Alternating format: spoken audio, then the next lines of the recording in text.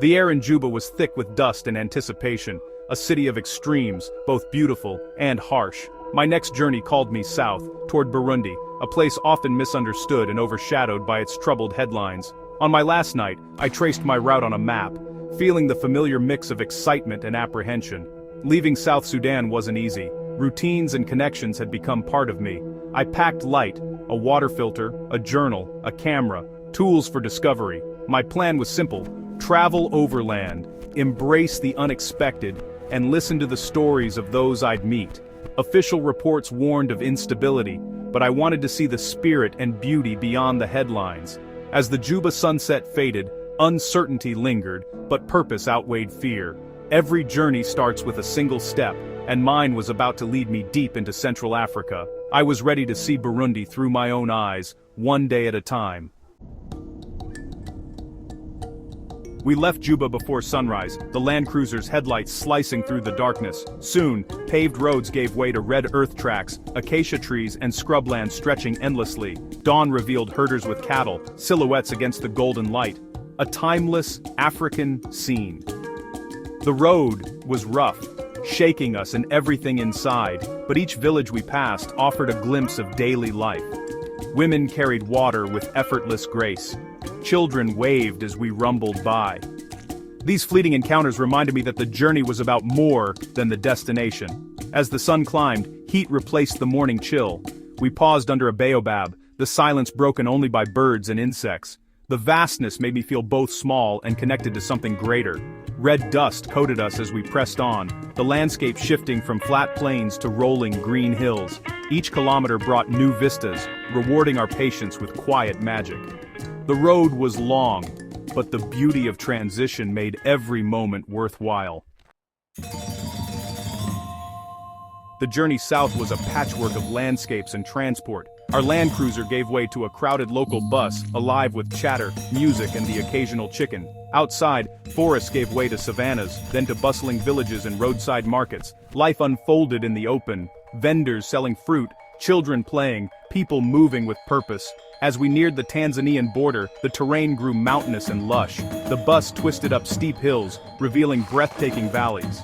The final stretch was on a boda-boda motorbike, weaving through traffic and dirt paths. The wind carried scents of earth and cooking fires, a sensory overload. This slow, intimate travel revealed details I'd have missed otherwise.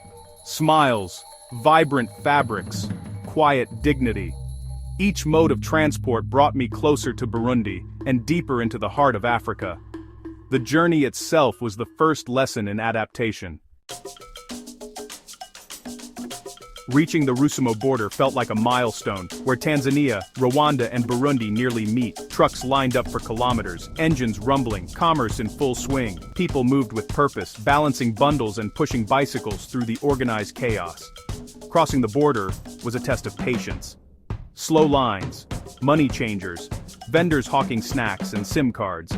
I chatted with a trader who made this crossing weekly. His stories revealed the border's role in daily life. After stamps and paperwork, we walked across the Rusumo Bridge, mist from the falls below rising in the air. The bridge was a link between past and future, a no-man's land between worlds. Rwanda's entry was swift, but Burundi's side was slower, the officials thorough. Waiting, I watched families reunite, traders haggle, children play, life unfolding despite bureaucracy. The border was more than a line, it was a living crossroads of hope and frustration. Anticipation built as I stood on the threshold of Burundi.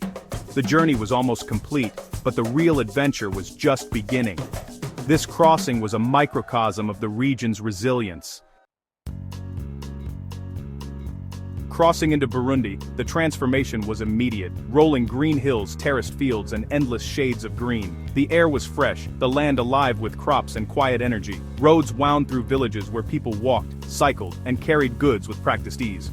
Curious smiles and gentle waves greeted us as we passed. At a roadside market, vibrant produce and laughter replaced the border's chaos. Roasted corn from a welcoming vendor was my first taste of Burundian hospitality. As we continued toward Bujumbura, the sunset painted the hills in pink and orange. The beauty was overwhelming, challenging every preconception I'd brought with me.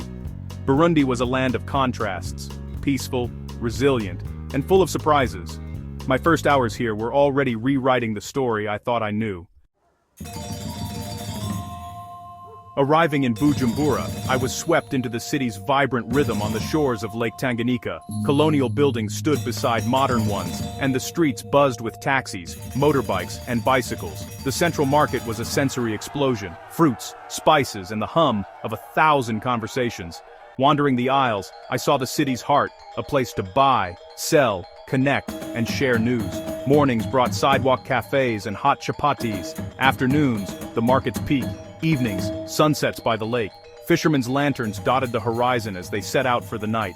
Despite hardship, Bujumbura pulsed with energy and pride. Street vendors, mechanics, and tailors worked with determination and hope. The city's spirit was defined not by its struggles but by the resilience and joy of its people. Bujumbura's rhythm was one of persistence and possibility. Leaving Bujumbura, I entered Burundi's rural heartland. Winding dirt roads, terraced hills, and villages clinging to steep slopes. The slow journey revealed the land's beauty and the people's deep connection to it. Villages of mud brick houses dotted the hills, life governed by sun and season. Mornings saw farmers heading to fields, children trekking to school, everyone moving with purpose. Women and children carried heavy loads with grace. Bicycles hauled impossible cargo. The roads were alive with movement, ingenuity, and resilience. Evenings brought families together, laughter and cooking fires filling the air. Children played as dusk settled, community ties evident in every interaction. Life was tough, but rich in connection and pride. The hills held a unique beauty and rhythm, far from the city's bustle. Here, survival and joy were woven together. In Burundi's hills, the strength of community was everywhere. With little infrastructure, people relied on each other. Ubuntu in action. Neighbors helped with harvests, rebuilt homes after storms, and supported each other in grief. Markets were more than commerce, they were social hubs for news, deals, and friendships. I watched as laughter, handshakes, and shared meals wove the fabric of society. Hardship had forged resilience, not victimhood. The people faced challenges with dignity and joy, finding happiness in small moments. Community was their greatest wealth, a resource more valuable than anything material. This collective strength defined Burundi's spirit. Here, survival depended on solidarity and hope.